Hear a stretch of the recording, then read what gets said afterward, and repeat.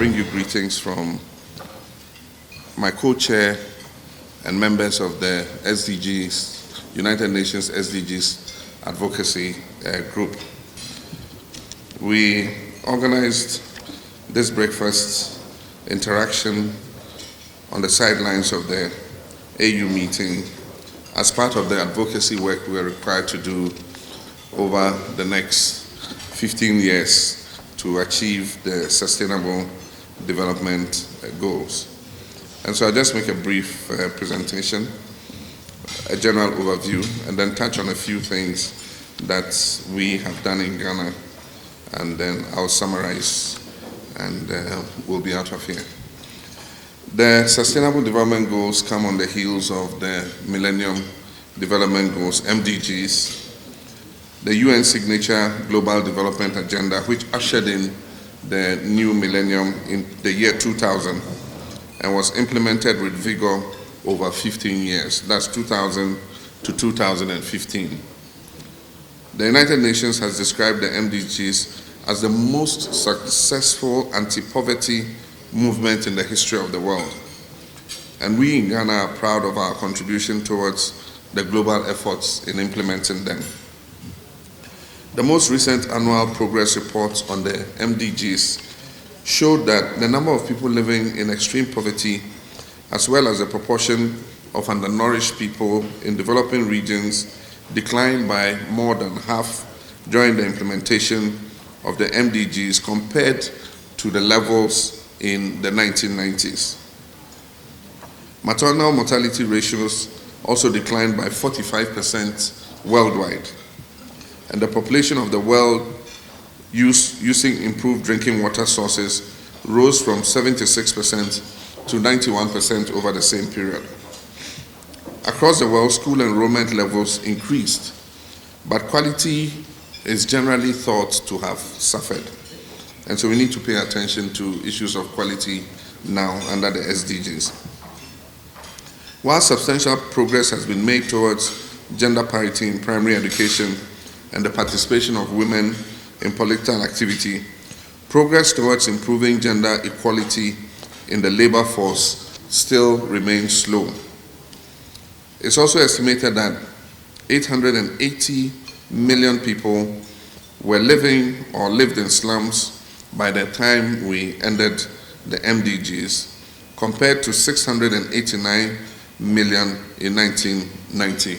It means that there's an exponential growth in the number of people living in deprived communities, that is slums, at the end of the MDGs. It was 689, and by the end of the MDGs, it had risen to 880. A lot of this is in Africa and Asia, and it's caused mostly by movement of population, migration, especially rural to urban. And so it means that urban habitats and societies are areas that we should begin to look at. While poverty was formerly considered a mainly rural phenomenon, today there are pockets of poverty in many of our urban centers. And often because of the commercial activity and high value of properties in the urban centers, if you don't disaggregate your urban poverty figures, you will assume a certain prosperity that does not exist. And so you have prosperity existing side by side with extreme poverty. The phenomenal growth, like I said, is the result of accelerated urbanization coupled with inadequate land use and housing policies. While the MDGs help focus world attention on poverty and other forms of deprivation, and did in fact succeed in improving living standards worldwide, there's a global consensus that much still remains to be done. The adoption of the 2030 Agenda for Sustainable Development in September 2015 is to enable the world tackle the unfinished businesses of the MDGs. This new framework is not only ambitious, it's made up of 17 goals compared to the 8 goals of the MDGs. But it also seeks to address some of the qualitative issues of development that were missing in the MDGs. So it means under the SDGs, we have the opportunity to correct some of the issues of quality that we missed under the MDGs. So for instance, with universal primary school enrollment, we must not only look at quantity now, we must start to look at the quality of the education that the children are getting. And so, like I said, the importance of universal school enrollment, for example, is expanded to include quality education as well as lifelong learning opportunities for all. The SDGs also pay more attention to issues of economic growth, the natural environment, as well as the importance of institutions in meeting the world's developmental ambitions. Ghana played a very active role in the preparation of the Sustainable Development Goals, starting with the Africa Regional Consultations, which began in Accra. Ghana was also one of the original 20 nations selected for national consultations on the theme, The World We Want, for the post-2015 development agenda.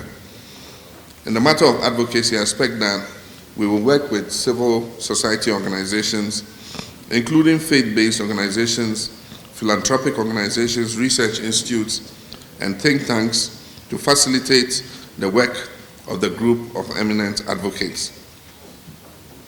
To this end, a strong political commitment at the global, national, and local levels will be very important in creating favorable conditions to help mobilize all developmental actors to work in harmony for the successful implementation of the SDGs.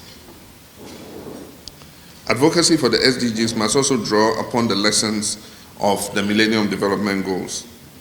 For example, while the Millennium Development Goals made ample provision for domestication and localization of the targets, very few countries took advantage of that. This was partly due to statistical and planning limitations in translating the targets into the development plans of sub-national governments. Under the SDGs, it is important that we build up the capacity of national statistical institutions, because it's important to have real-time statistics to be able to make the implementation adjustments that you have to do as you go along in the implementation of the SDGs.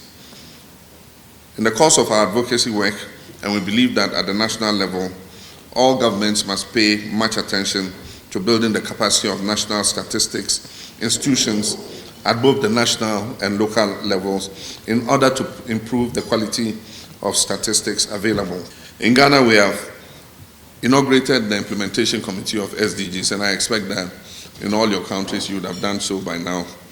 And I wish to conclude by urging all my colleagues, Your Excellencies, Presidents, to pay attention to the work of these implementation committees so that come the end of the Sustainable Development Goals, would have achieved the targets that we have set. I thank you very much for your kind attention. I want to talk about how we do things, efficiency versus effectiveness. We have all the beautiful ideas in Africa, and experts will put them beautifully in glossy papers, doing it efficiently. But when it comes to implementation, they gather tasks. While we are efficient, we are not effective. So even service delivery to our people, we have beautiful ideas, but to implement them, to make them effective, we fail. So therefore, what he has now submitted is now to go on with our Vision 2063. And in that regard, Namibia, definitely, starting with the women, we have taken action that there must be a 50-50 representation at all levels. And therefore, in the party, ruling party, we did that, and the Prime Minister, Deputy Prime Minister, and about 4 important ministers are female. And I must say the ministries that they are heading are very effective compared to some of the ones headed by the Africa. Important home affairs, women, she's sitting here dealing with the gender equality. Deputy Prime Minister is sitting here. Prime Minister is a woman. But also, poverty has been, we took people, lifted people up about 500,000 in the last 10 years out of poverty. And what the President said about rural-urban migration is a serious problem for us. that we discovered that while we were thinking there is a rural hunger, urban hunger is worse. Therefore, I declared war against poverty. We set up a food bank. We started now in the city to start to distribute food. And I'm telling you, it is welcomed, and we discovered there are a lot of hungry people in Windhoek. So when you are in downtown Windhoek, you think it's a beautiful place when you visit there. But once you go to Karaturas and there to see, there are hungry people. So we started with the food bank, going to be run out all over the country. Rural areas, we're going to provide plowing and all these services. So we are supporting, we agree with you, and I just stood up to say you shouldn't talk alone, that we also add something. So thank you very much. Fully endorse the proposals made by His Excellency the President of the Republic of Ghana. And to add that just trying to work through the SDGs itself and trying to fully appreciate the concepts, because I think His Excellency just pointed out a moment ago that sometimes it just looks as if we are merely changing names and doing more or less the same things. But I think that they are the center of all of the work that we're trying to do, is really addressing the glaring problems of inequality and poverty. I think problems are so obvious that however we describe the program, we really must do something, and do something urgent. In Nigeria, we, in the current budget cycle, we have the largest social protection program in the history of the country. It's a program that's worth about $3 billion. And basically we're looking at lifting as many people out of poverty. Of course, many are familiar with the size of the Nigerian state, and we have close to 110 million people who are poor, and about 2/3 of that live in extreme poverty. So it's a very, very huge problem. And part of what we're trying to do is to look at how, not just to empower people, but also how to ensure that what we give them is sustainable. For the women, we're doing a program, a microcredit program for 1 million market women and artisans who are all female. And they all will be given facilities, even training facilities as well as soft loans, to enable them to be able to do some work for themselves and to continue to be able to live. And we think, of course, that giving these microcredits to women, almost all the surveys show that they handle money better and that they do a much better work on the whole. Thank you very much. We are right on the dot with time. We're supposed to be wrapping up by 9:30.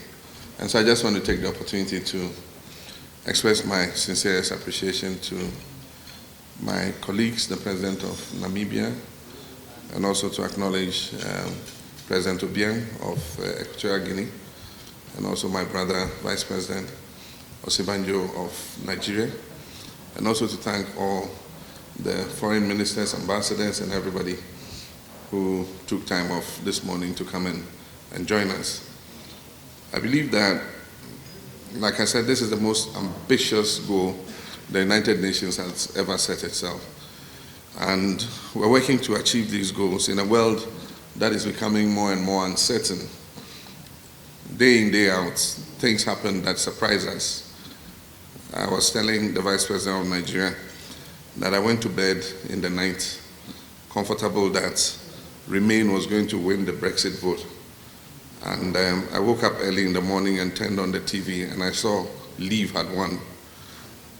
I mean, we didn't see it coming. And I think that not only Europe, but the rest of the world has to live with the consequences of that vote.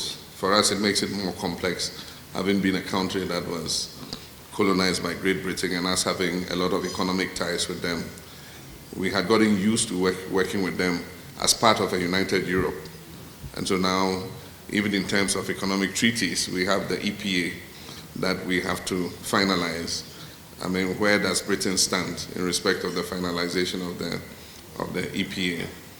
And so all these are things we factor in, but I believe that we can make progress with the implementation of the Sustainable Development Goals. As we said, we, working together as a world, we achieved very phenomenal success with the MDGs. And I believe that working together, again, as one world, we can make significant progress in implementation of the SDGs. And so once again, let me thank you for coming, and I hope you enjoyed the little breakfast we made available. Thank you very much.